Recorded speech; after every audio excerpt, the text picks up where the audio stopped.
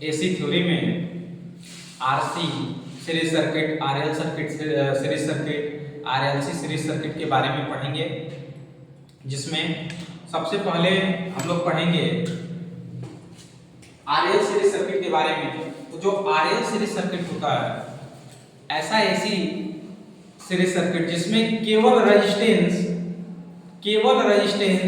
और इंडक्टर जुड़ा, उसे हम बोलेंगे आरएल सीरीज सर्किट।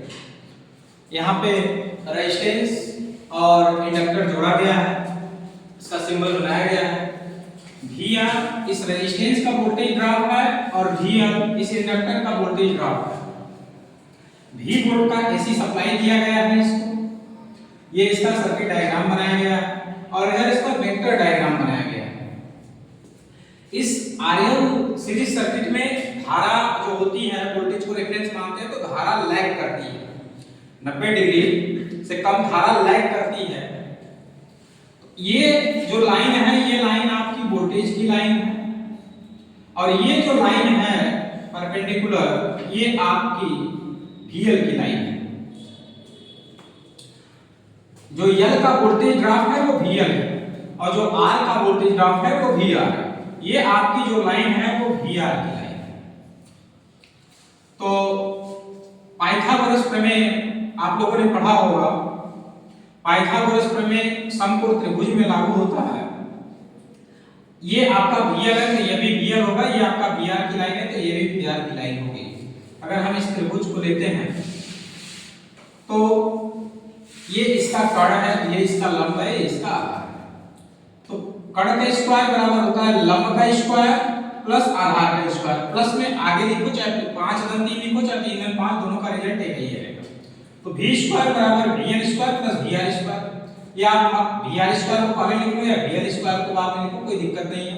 पाइथागोरस का प्रमेय है कि कर्ण का स्क्वायर, ये कर्ण है, कर्ण का स्क्वायर बराबर लंब का स्क्वायर प्लस आधार का स्क्वायर।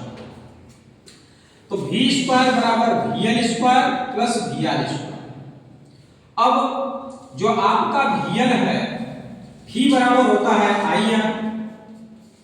अब यहां पर vl है तो ये vl बराबर हो जाएगा आपका vl स्क्वायर है, तो vl स्क्वायर बराबर हो जाएगा i स्क्वायर xl स्क्वायर, क्योंकि vl कन्वर्ट होगा xl में इंडक्टिव रिएक्टेंस में, और v बराबर ir होता है तो vr स्क्वायर है तो i स्क्वायर r स्क्वायर। दोनों जगह आप देखेंगे तो दोनों जगहों पे i common, i square common लेंगे। जब i स्क्वायर हम लोग कॉमन लेंगे तो यहां बचेगा xl square plus r square. अब ये v स्क्वायर है तो v, ये इधर क्या है मल्टीप्लाई, इधर इसका गुणा है, इधर आएगा तो भाग बन जाएगा। तो गुणा को हम उठा के लाए इधर, तो v स्क्वायर बटे i स्क्वायर हो गया बराबर xl square plus r square. तो v स्क्वायर बटे i स्क्वायर को हम लोग लिख सकते हैं इसी में z स्क्वायर। z स्क्वायर बराबर हो गया xl square plus r square. अगर आप अंडर रूट में लेंगे तो z बराबर हो जाएगा under root xl square plus r square. RL series circuit में इंपेडेंस निकालने का फार्मूला है xl square, z equal to xl square plus r square. और अगर आप पावर फैक्टर निकालना चाहते हैं तो cos फाई बराबर r बटे z, रेजिस्टेंस बटे इंपेडेंस। और पावर निकालने का फार्मूला है v into i cos phi. इस प्रकार आरएल सर्किट में अगर हमें इंपेडेंस निकालना होगा, पावर फैक्टर निकालना होगा, पावर निकालना होगा तो हम आसानी से निकाल सकते हैं। अब आगे हम लोग देखेंगे आरएल से आरसी सीरीज सर्किट।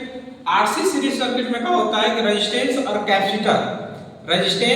कैपेसिटर ये दोनों आपस में सीरीज में कनेक्ट होते हैं। अब यहाँ पे R और C कनेक्ट हैं।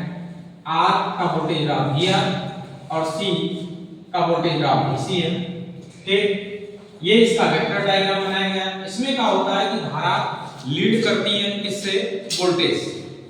अगर वोल्टेज को रेफरेंस मानेंगे तो यहाँ देखेंगे सेम वही प्रोसेस, v स्क्वायर बराबर vr square plus vc square. v बराबर होता है i r स्क्वायर है तो i square r square. vc है, अब c है तो xl में xc में जाएगा, कैपेसिटिव रिएक्टेंस में vc स्क्वायर हो जाएगा i स्क्वायर xc स्क्वायर। फिर दोनों में i स्क्वायर क्या है, कॉमन है, तो i स्क्वायर को बाहर निकालेंगे, r square plus xc square. फिर i स्क्वायर इधर मल्टीप्लाई है, गुणा है, इधर लाएंगे भाग हो जाएगा, तो r स्क्वायर xc स्क्वायर। अब v बटे i R बराबर होता है V बटे I, लेकिन हम लोग पढ़ रहे हैं ऐसी थ्योरी, इसमें V बटे I बराबर होता है Z, तो Z स्क्वायर बराबर R square plus X square. अब जब आप दोनों पक्षों का वर्गमूल लेंगे तो Z बराबर हो जाएगा under root R square plus X square. अगर इसमें पावर फैक्टर निकालना है तो cos phi बराबर R बटे Z, और अगर आपको पावर निकालना है तो P बराबर V to I cos phi। इस प्रकार से हम लोग RC सर्किट, RL सर्किट पढ़े, हम लोग आगे RLC सर्किट पढ़ेंगे। धन्यवाद।